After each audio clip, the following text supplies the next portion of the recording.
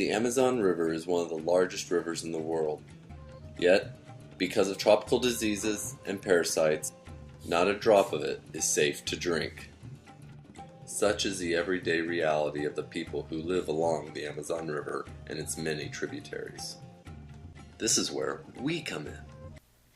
My name is Marcos Evangelista Rosa. I am a missionary in the Amazon region. I am a servant of the Lord Jesus Christ to give my life that others can come back to the Lord and know Him. When I first got into the Amazon, the reality here was very challenging. The indigenous area was really closed to people from the outside. We began to relate to the indigenous people. We realized that we cannot just barge in to the indigenous area. A person who is not of indigenous descent or a part of an indigenous community is not welcome in this region. So we began to realize a truth. We found that there were already 3 wells that evangelicals or missionaries had already drilled in the indigenous area, and these wells were racked with problems. For many years, these problems went unresolved, so Tom and I, with some other brothers, assumed to correct these problems. We decided to redo these wells. Through our great American friend Scott Persley, we were able to purchase the drilling equipment. We did not have any experience, we did not know how to do it, but there was something that moved us and gave us impetus.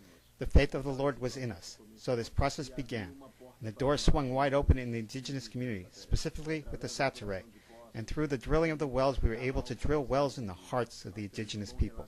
We have a good relation with all the chiefs of the indigenous communities. We currently have open access to more than 22 communities. This does not even include all the numerous communities of the river people. And this is why we realized that to drill wells was a strategy from the Lord. This past August, Pastor Marquinos led a team of 27 men, women, and children up a tributary of the Amazon River to drill a fresh water well for a Sateré community. While the men labored all day and into the night to bring clean drinking water for the people of the village, the women and children reached out to build good relationships with the Sateré people so that we could then share God's living water of salvation through His Son, Jesus Christ.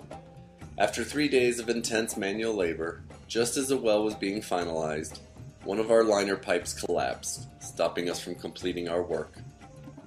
While this temporary setback was heartbreaking for everyone, it proved to be an advance of God's work with the Sateré community. As we commiserated with one another, opportunities of ministry and prayer opened up that may have otherwise remained closed. So even though another team will come and finish the job we started, we are filled with joy to be part of God's plan. Now we have been able to receive visitors from all over Brazil, and even visitors from outside of Brazil, and we understand our mission is big, but it is for everyone. It does not depend on me, not even other people, but it depends on what God is doing through all the collective peoples involved. And so I have an expectation the church can, as each day goes by, participate in prayer, sending out missionaries that are prepared for the place they are going, contributing and passing information what God is doing in this place. Then we will have a real battalion of people working on it, that we can take this place back to the Lord.